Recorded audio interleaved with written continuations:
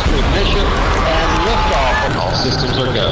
Welcome to the Lesbo and the Bean universe. Lesbo and the Bean. LaTB, LaTB, where mixed martial arts and the UFC get silly. Big silly. Buckle up and move your tray tables to their upright position. And please, somebody shut that baby up. It's time for Lesbo and the Bean. Welcome back. Episode 115. Things looking a little new, underway. We're always changing up the show, trying to give you different looks, different feels, see how everybody I was like, oh my god, we just tried headphones on, and we need it for the sound a little bit to remind us to talk into the microphones, and I'm not really vain. I don't really give a shit too much about what's going on with my hair, we aren't not wearing them for our hair. So I fucked up my hair for the show, just so we didn't wear headphones. The headphones, we do want to eventually wear them to remind us where to talk into the microphones and whatnot, but we do realize that quality is so important, or the highs and lows are just a little too, they'll blow you out, or they'll just be like, so, sorry. Not sorry, because sorry. We doing it for you guys y'all. Don't even know. Exactly. We doing it to just try to bring up better product, whatever that means for us. Yeah, happy Wednesday. The whole headphone drama of 2018. So that's how heavy duty this week has been in the MMA world. That is the second most exciting thing to happen in MMA this week. Other than that, the most exciting thing, Barnett getting out of the UFC, being released, but the Dana White Contender Series. Oh, okay. That was like Barnett getting released? Not even close. We all saw that coming. Good for him. It was on his terms as far as everything we've heard. The most exciting thing in MMA this week, Barnett got released. And Ariel got a brand new show. That's a Mandela effect. I already thought Barnett got released. 3 years ago. Good point.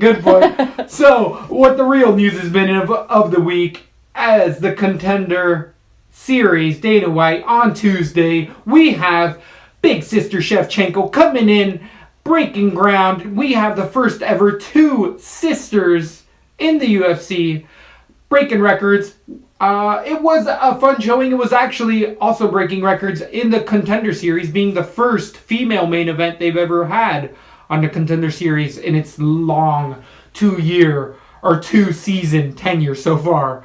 How did you end up feeling about it? Did you end up catching any of the finishes? I watched the whole entire Contender Series. And there's been 15 total fights on the Contender Series, and 14 of them have been finished. I enjoyed the Contender Series, and I'm a little bummed. I thought the big guy also should have got a contract. I would say 100% agreed, and that was my biggest quarrel with the show last night. What was his name? Heen. He came in on 4 days' notice, was a minus or a plus 900 underdog. I didn't bet it because that's too fast for my blood. Those guys in there, but he just got a shot on the Contender show instead of getting into the UFC, which actually I feel like affirms here on our conspiracy show that they're not getting rid of Tough House. And we've been saying as long as a lot of people have, many other people have as well, or some people have been saying that the Tough Series is done and over and should move on, and they should just move on with the Dana White and looking for a fighter on their own separately without the Tough Series. I tend to agree with that. How do you feel about Tough? They'd have to change the format a little bit. They have to do something a little different than the drama. Their alcohol almost shouldn't be allowed in the house. I don't even like the fighters fighting that many times so soon together. Now knowing more what I know and what I want to see out of really great fighters in the UFC, I don't think it's really conducive to necessarily making them the best, is having them fight 3 other world-class guys within 6 weeks' time. It seems crazy. It seems brutal. There's little heel time in between.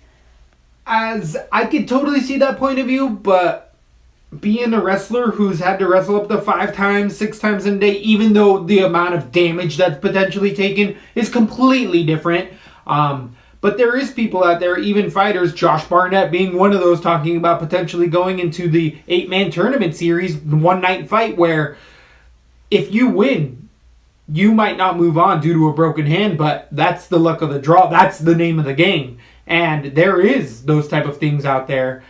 But a guy like Josh Barnett and a thing like that, the class of fighter he's going to go up against, he has a good shot of being like double their class. I could see that. But So I don't feel like wrestling is the same at all as like the fist fight. I maybe was like jumping the shark a bit there. I gotta think, even not that the traumatic brain injury isn't equally as possible in a wrestling match. Like guys get flipped on their fucking heads and whatever. But like I just think probably most fights guys are concussed, and only because it's in the tough house would any athletic commission allow it to happen so close together. Most guys need a certain amount of time. Even on the small end, they knock out a guy in the first round. They're still usually closed off for a certain amount of days from fighting again, aren't they? Yes, and it all depends on a lot of guys, especially with this latest season. Have you been staying up with this undefeated season the first time ever? Of course not. I actually have, and I found it to be one of the better seasons of all time. And I've only missed 1 or 2 in the 27-season series. Legitimately, I've only missed two of them live. So, yeah, that's what I do for fun. Well, it's a shame I don't watch it, because the 3 seasons I've watched, those fighters, I am loyal to this day. And that's exactly why I love this, because people forget sometimes, like, whoa, Moreno came off of that. But this is what I will say, that's not true. Listen, like, Elias was one of my favorite. Elias Theodorou, the Spartan, coming out of him. And I'm still a fan. Usman was one of my least favorite coming out of the season. Huge fan of Usman. But I knew he was the bomb while I was watching it. He was beating everybody. I just didn't like his attitude because he knew he was that good. But now I'm like, okay, I'm on board. It's fucking Usman. And the fighters learn a lot. As much as they learn fighting styles and whatever, they're getting other mini classes in production, in how to promote yourself. The UFC has openly at these UFC events as well provided them with lectures from... What about this idea? Other professional athletes. Yes. I like all that. What about if they, like... They saved the sparring part till the end and the final guys got to it. But let's say the first part of the tournament, the new way they changed the house, since we know the evolution of MMA is these like well-rounded guys. Mm-hmm. So let's say the first part of the house was like an EBI tournament. And then it was like EBI with elbows. And then it was like, it it's evolved. Called combat jiu-jitsu. But it slowly evolved. But the EBI was just... It had to be like wrestling mixed with jiu-jitsu, because you'd have to do both. So it'd have to be like a ground spot where there was no strikes involved, and then the guys would round up. Ugh. I don't know if I like that, because the strikers would get through. Yeah, that's exactly what I would say, because there's right now a lot of Muay Thai and Taekwondo guys that get in because they can just stuff a takedown and finish you standing, and you can't. I don't think you can limit it like that. What about if stuffing a takedown was like just defense alone was pointed in the system somehow, where if you were a person that you got points taken away for every takedown that you missed. So even if you were someone that could just stay on your feet the entire time, if somebody else couldn't get you down, you would get points for that. The stalling tactics that would apply in that kind of scenario would be grand, and that's why people have yellow cards, and EBI has anti-stalling No, I tactics. like it. I know we all want, and I know some of our best fighters have come out of that tough, end quote, and it is called the fucking tough house. It's not called the soft house. Great point. So never mind. So I would recommend people, if you're getting a little lame on a lot of these shows and everything going on right now, go back, watch a couple of the other seasons. You'll see a lot more faces than you didn't before, and you see tons of growth with anybody coming out of any one of those houses. I don't care who you are. They are a completely different fighter if they're still fighting to this day. And a lot of them are in the UFC. Tony Ferguson, right? Yep. You can go for days. Nate, Gambrieri. No, but people that are still fighting. Oh, yeah. Of course, I'm getting a mental block right now. Tim Elliott, Sam Alvey. all of them. Thurnoa, we already said it. Usman, Pedro. Freaking, Yeah, we don't have to. Yeah, we can go for days. I can really, And really we don't can. even have to talk about the women. But we did promise you guys a bit more of a conspiracy show than Yeah, it's been all a of the dry other week ones. in UFC. It's been a dry few weeks. There hasn't been a lot of news. We are on a bit of a break, and we are going to come into a heavy 226 and UFC Expo with the finale and a pay-per-view right around the corner. But in between that time, we feel like we've been itching and waiting. The fans have been calling for it. We've been getting... We got a couple emails here and there. Yeah, saying they like it, and we feel like in the MMA world, Eddie Bravo is a big influence, and it's because he tends to talk about things that aren't, or maybe he's just a big influence with me and you specifically. But it's really weird how I've jumped around to MMA gyms, and a lot of these guys that are like, I used to think boxing was the only fighting style that was a true tough man sport. And now that I saw that jiu-jitsu and wrestling and taekwondo have their own potential avenues of being a martial art and self-defense technique, what other things did they lie to me? Marijuana, lied to me about. Freaking taxes, lied to me about. Central banks, lied to me about. Freaking standing up for your flag, lied to me about. And that took me going into the service myself and realizing that unpopular speech is still free speech, and that's why people put their lives on the line in a voluntary force here, specifically in the United States. And I think we're going to go into that theme a little bit more. We're always talking about LaTB conspiracy on the end. Did you believe in Santa Claus? Because I believed in Santa Claus. I did. And the Easter Bunny. A And rabbit Easter that Bunny. poops chocolate and hides it from you, and then you try to steal it. I'm just saying. And then you catch some in from coin, you get some good money. I was raised in the church. As the Latinos are known to be as well. It's just a very funny day that we're in. And I don't know, are we all just more attached to each other? Are we just getting older and all wising up? Are we #woke, to be in a lesser term? And are you questioning the people who you always considered your beacons of truth and where you got your knowledge from before? So you're talking about the winners, which is usually the white man. I am joking.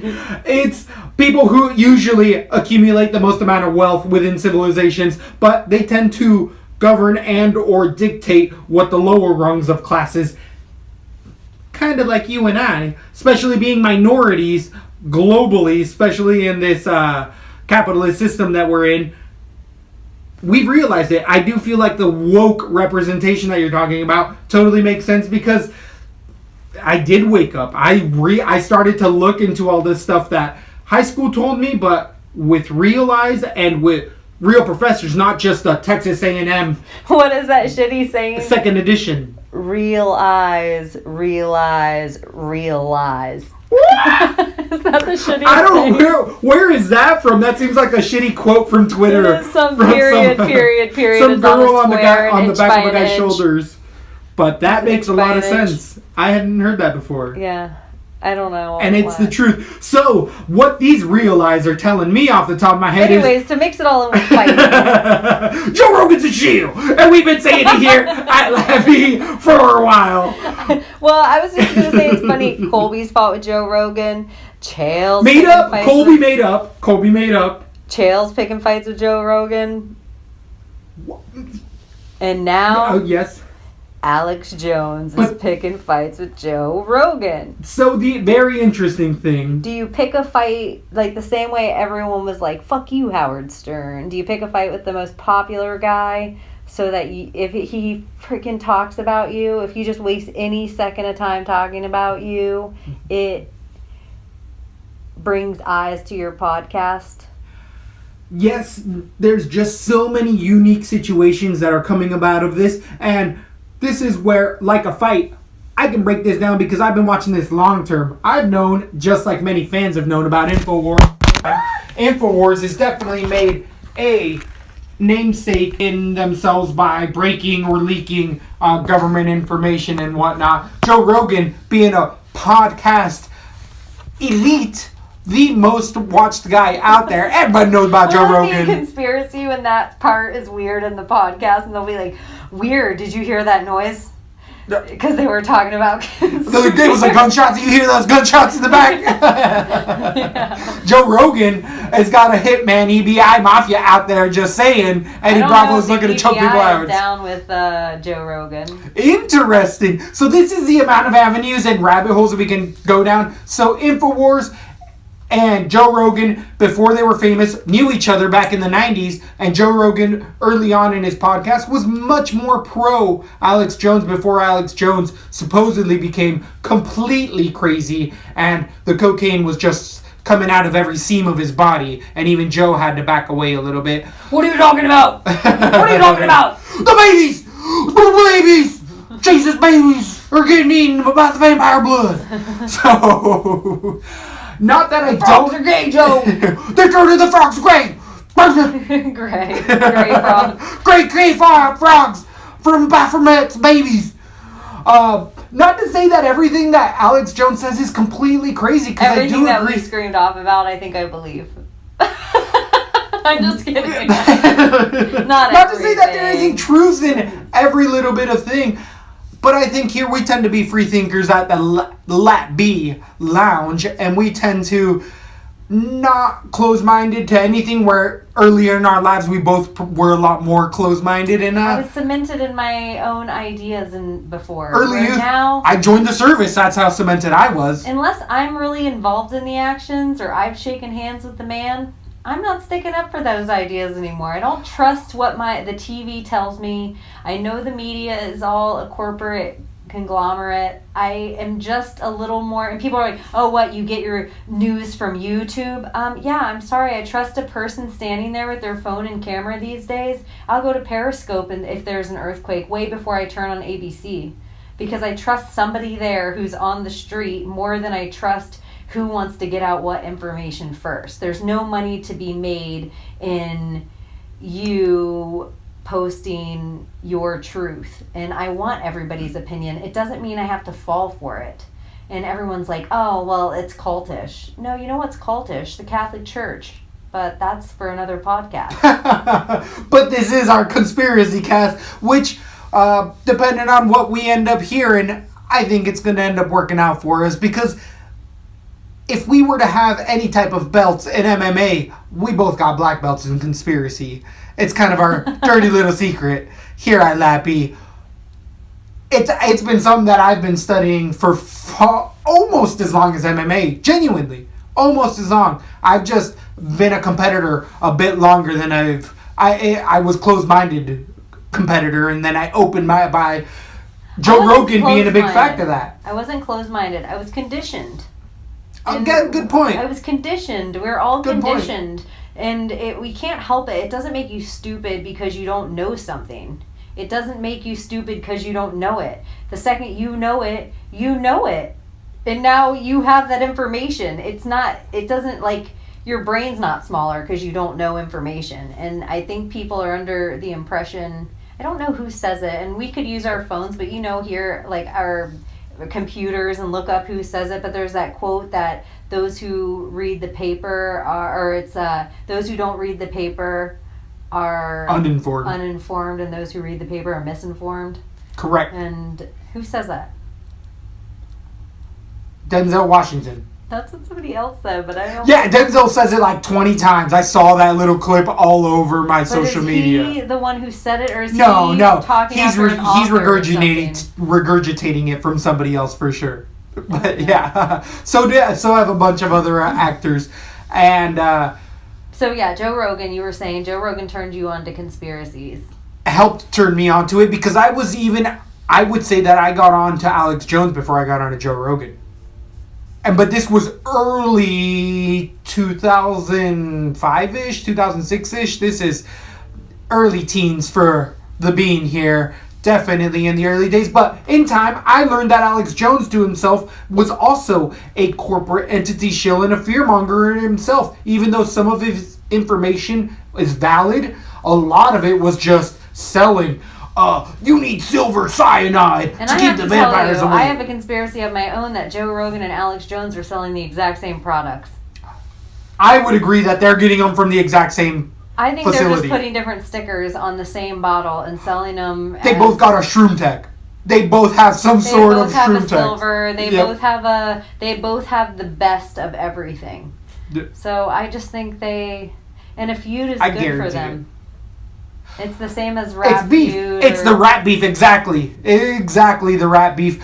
But Joe Rogan has not come out because Alex Jones, if you guys haven't seen, he blatantly came out on the show. People have been highlighting it nonstop. We're not going to put a link We're below. have friends. Do some work and go up to the Google Easy bar peasy. above and put in Alex Jones, Joe Rogan, and it'll come up as the most recent thing. So, Alex Jones just proclaimed that if Joe Rogan is on the side with George Soros, then his dynamic with his friends gonna change. It's gonna change. DMT. DMT. The DMT cult. Joe Rogan. How do you feel about Joe Rogan not coming out and saying anything about this? He's kept Alex Jones at arm's length for a little while now, and not replying is a reprisal in itself. Not taking action is an action, because you can see that him not acknowledging it. When you know every one of his fans like us has sent Joe, how do you feel about Alex, who you've known since 1998? I know you're not going to say anything about it, but he does kind of, in the same way that I kind of am glad that Eddie Bravo called out Theo Vaughn for talking shit on Joe Rogan about him. I kind of am glad Alex is like, hey, because he does always is like, oh yeah, Alex is a really good friend of mine. He's fun to get drunk with, fun to get high with, and then I'm going to slam him and talk about he's crazy. And I'm not standing up for Alex Jones. And Joe's done that multiple times. But I think Joe, he did not start me on conspiracies, but on some conspiracies, I found him to be the most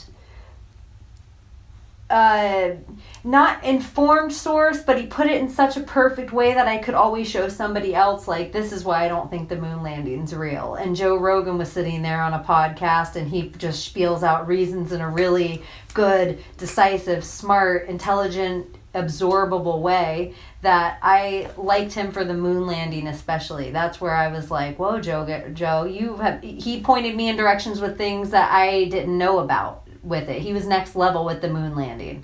So I was kind of bummed that he's like totally... And when people are like, what, do you think every conspiracy is true? Yes.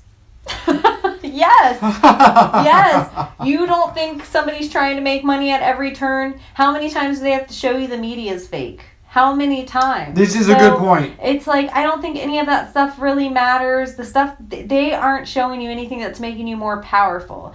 They're not showing you anything. Was it really important that we all saw what are the Harry and the Meghan Merkel? Wait, I don't even know. Meghan Merkel could be a Meghan. She's a German. The prime minister or some shit. What's that? Prince Harry. Who did he marry? Anyways. Yeah, that's how much I give a shit about that. It was on everywhere. Yeah, the royal do you wedding. think that was the most important thing really happening in the world? I always hear about it, and I think the dangerous side is that the liberal side, who I tend to believe I'm liberal-hearted, but they're so blinded by hate right now, they're not fucking paying attention. They're not paying attention to what's going on. They're just so... I focused on one dude, and I'm like, take that dude out of there, and all this same creepy shit is still going on. We're still in 7 wars. Yep. We're still bombing places. And I know we have fans all over the world, and I know we have American fans too, and some of them might be pissed to hear this side of things. I don't know. I guess we've said enough over the time if they're still listening. But I think there's fans overseas that I'm like, hey, we're not those people. We're not those people that are like... I think there's this mad side that people see of America that isn't really happening. It's like people are angry really on Twitter, and then the news is like, Twitter's in rage. And then there's like one tweet of like some person that has like 16 followers, and it's like no one even knew about that tweet until you guys brought mention Picked to it up. it. Yeah, I think this is Wow. the new. Other things get signed on the back doors while actual real political decisions and other things are going on. But into all of that semantics, all that, we could keep going on that for days. The more interesting thing, the more thing that I'm curious about here is, I know when I started to think that, whoa, everything I was told might be a complete lie. I can specifically remember the point. In fact, can you remember, or was it just over a period of time that you started to realize that? Do you have a pinpoint time? Because I'll tell you my story if you tell me yours first. Ooh. Pinpoint time where I realized like everything was Like wrong. everything is a fucking lie. This is all bullshit. Let's get ready, because you about to be a man. You about to be a big dog. I don't even know. I just feel like it was brick by brick. I thought it was big incidents. Like, I thought it was just big incidents at first. Big things. Big lies.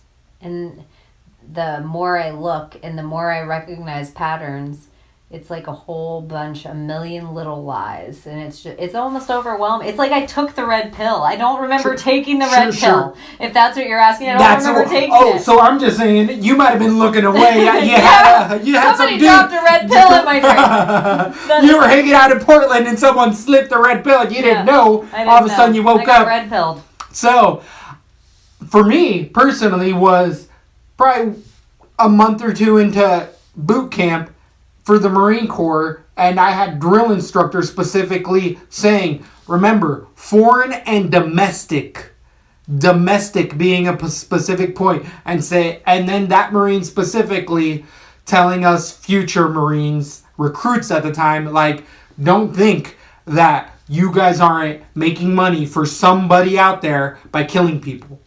And that's what we do. And I remember being like, holy shit, it is true. That is what we do. Kept reading into it. If you look up Smedley Butler, one of the greatest Americans of all time, one of the longest warfighters of all time in some of the biggest battles, greatest Marines of all time, specifically said in his biography, in his own handwritten words, war is a racket and we fight for corporate entities.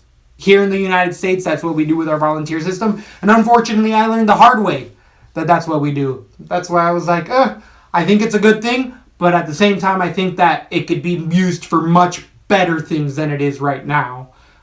Self-defense is obviously a good reason, but we could pull back. We could pull back a lot. War is a good thing. No, I would agree. War is not a good thing. War is not. Self-defense is different than war. Japan has a self-defense force, not a military force. Actually, that's a lie. I do believe they mobilized within the last 2 or 3 years for the first time since they got blown up by your one and only American. Strong boys, what's up? Oh my gosh. I know. So, tidbits, rabbit holes that you got on this podcast. I know. I don't even know where we should go from here. Look how deep we are. This is super deep, but so just scratch the surface. Because again, everything. We could get into so many topics on just Joe Rogan and Alex Jones. There is the military-industrial complex. I know, I'm scared to talk about that. Our MMA. I'm scared to talk about our USADA, government. your mama. Let me tell you 5 things I'm scared to talk about. All right, let's hear them. I'm scared to talk about the military-industrial complex. I'm scared to talk about the Clintons. Body count, baby. Body count, baby. Let's see. I'm probably scared to talk about the mafia. Deep mafia. Good point. The number one scare though, and these are. I know. Yeah, go ahead. I'm scared to talk about Israel. 2 of the top things I'm scared to talk about. That's a good point. And the 5th thing is the Catholic Church. And then I learned this other thing. So those 5 things I'm kind of scared to talk about. And I don't know who says this. Maybe it was Winston Churchill, but I really don't think it was.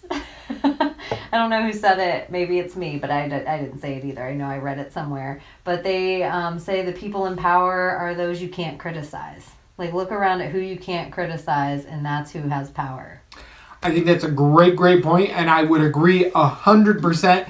And even if you were to take away those top things that you don't want to, I or would you're still scared talk about. about all of them. I'm just being. Like, There's a million things, but no, I think that they're valid points because those things that you just identified have specifically those came things I after just people. identified just got us kicked off YouTube. We got demonetized already just by saying a couple of those. They put them all together. Yeah. So So now the I'm not bots gonna be just able to went. fly. Yeah, our server in that section of the Matrix just went down. I'm not going to be able to get on a plane. Well, Ellen, Australia. You know the funniest part? Ellen's not going to be able to get on a plane. Oh. Ellen, that chill. No. So, if Truth. What other performer has a casino machine with royalties coming to her from the mafia, as you were saying, into her bank account? I don't know. Ellen is the only one. Is she the only one? I believe she is the only one. Because I've seen a lot of celebrities on machines, but I don't know what kind of cut they get. Contract that like she Ellen has. got that Trump cut. She got that real cut. I know, but I can kind of find a conspiracy in everything. So, if we play the conspiracy game, like if you guys are interested in it at all, and you send us like we got a couple questions, I'll go over them. But if you guys send us more questions and you want us to talk more about it, I'll pretty much, I'll talk about anything. But I don't know if we should separate it from the MMA cast or if we should just mix it in more. What are you thinking? I think the listeners should kind of let us know the way they feel, whether they like it mixed into the MMA, into our MMA verse. And obviously there's not a lot of MMA right now because you guys friggin' know. You're only here probably right now because there's nothing going on. Well, and we like to keep a schedule. We like to keep the content coming to you on a regular basis. It is a bit later here at the LaTB Conspiracy, but it's the way things go sometimes. And we were going to have this really special show and we planned this whole friggin' thing and then we were like, no. You don't fix something that ain't broke. No, let's just go and talk. Let's not just go tweak and it. write. Let's just, you guys know how many. If you're a conspiracy nerd, as much as we love our fight nerds, conspiracy nerds, I hate that people are like, I watched 3 minutes on the news. This is my view of this. A conspiracy person, they're like, I researched this for 76 hours.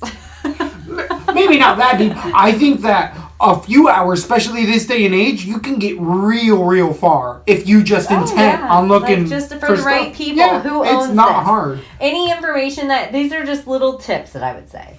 If you read an article and it forms an opinion for you, look at where that article's from and then look at who owns that newspaper or who owns that media source or who owns that. Those people usually really don't carry those opinions. They have to put them forward. I don't know how. Yeah, their bosses give them a narrative and they have to fall between the frames. But here at LaTB, we ain't gonna stick in between the lines. We like to draw all over the motherfucking page. But the last... Mage. I draw on the floor, walls. We like to get dirty. Dirty splits all over this place. But the last conspiracy I'm going to leave you with is we had Connor a few weeks ago all over that stand. Alpaca Thesaurus himself did a beautiful job breaking down. But there was a certain point in time where we saw McGregor, I'd say being a bit uncomfortable, but I don't know if uncomfortable is the right word. Do you think that him in court had other nefarious things, or there might have been a mistranslation that I feel like Alpaca got? You brought it up earlier. I'm trying to feed you a question and I did a shit job at it. Shit job, but we were talking about it before the cast.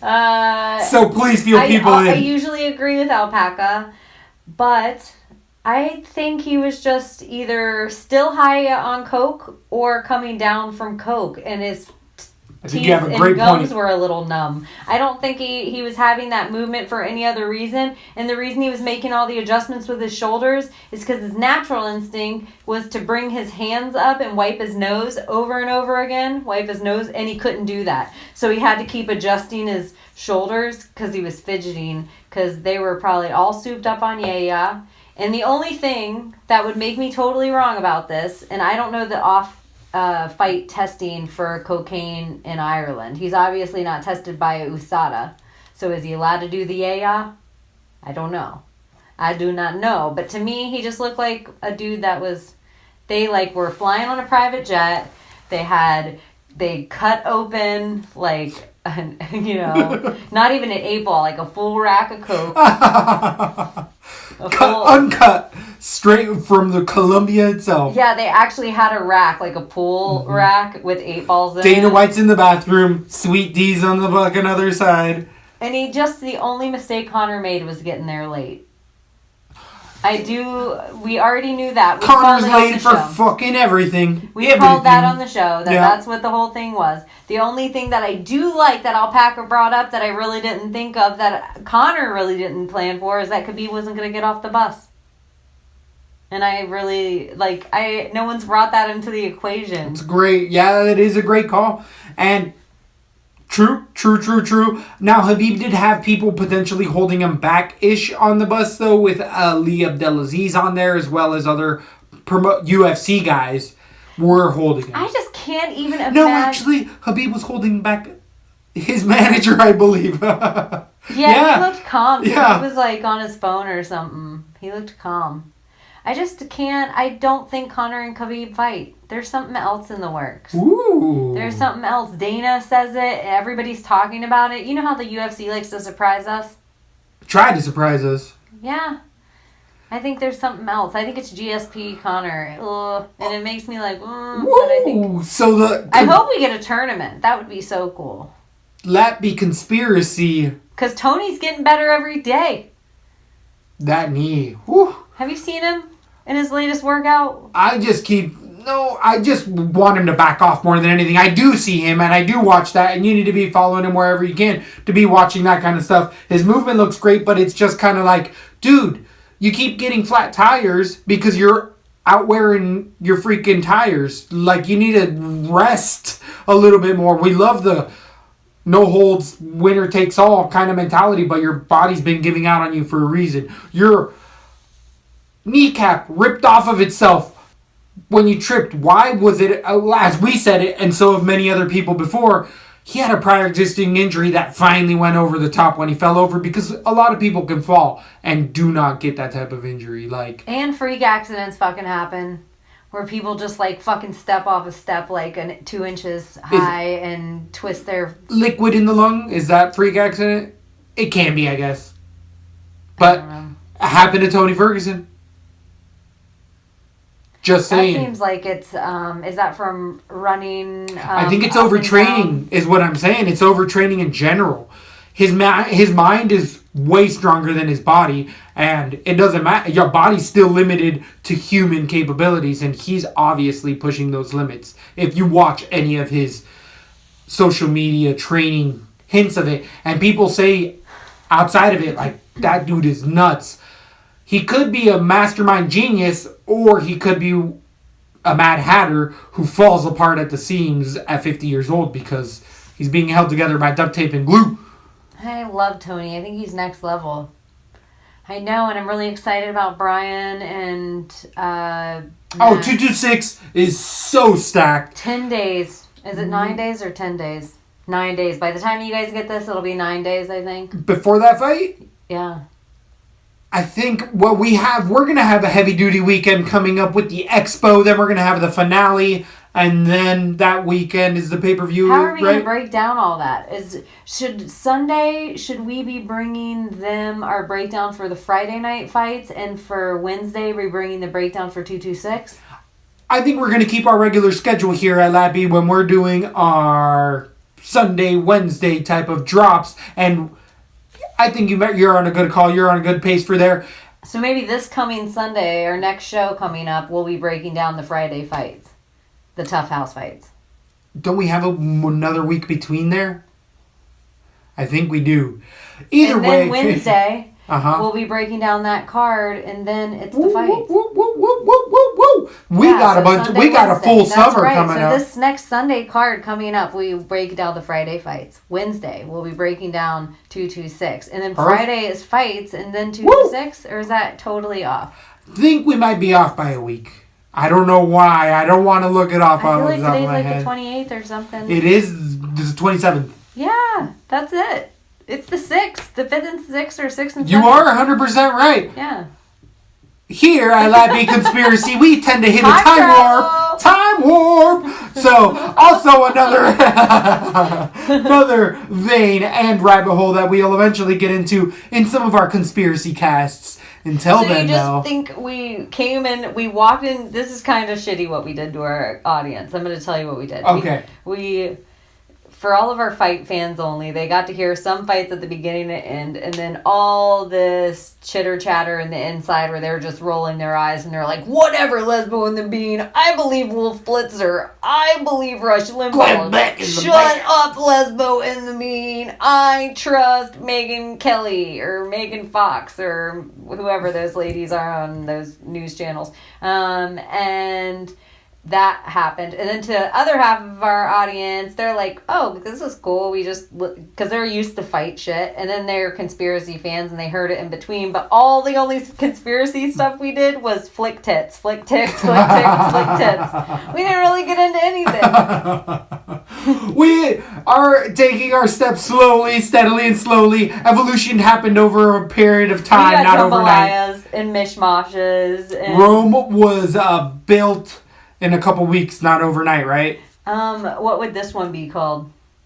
Because we've had all, you know how we have the mixes, the Franks and Beans we've had. I mean, the clickbaitiest thing to say would be Joe Rogan versus Alex Jones. Done versus... Done! Because they get so much publicity pictures out like there. this of them. They know that the beef makes some money. We know that talking about them makes us... So if not you even actually money. listened to the show enough to make it to this point, this was clickbait? DIY clickbait. Yeah, but that's only for our YouTube audience. All of the rest of our fans are like, we know there's no fucking fight news. You talked about Antonina Shevchenko. What else are you going to talk about? The Bean brought up Brian Barnett. And we talked about Rory... Musasi? Yeah, kind of. No, I think that was pre-show breakdown. I'm excited about that. I am very excited for that. We have talked about it before, Bellator. though. You have Musasi and I have Rory. We talked about it already happening before it was actually happening. We could see it coming because that's a money fight for the Bellator series. Yeah, I think we got everything else. That's all that's happening in the world. Keep up wherever you can. We're going to be bringing quality content. Whatever which way we go, even if it's not it's quality. I don't even know why I need to try to go there. It's freaking quality. It's kind, bud. And thanks for listening. We'll be back Sunday with your Tough House Breakdown. Woo, woo, woo!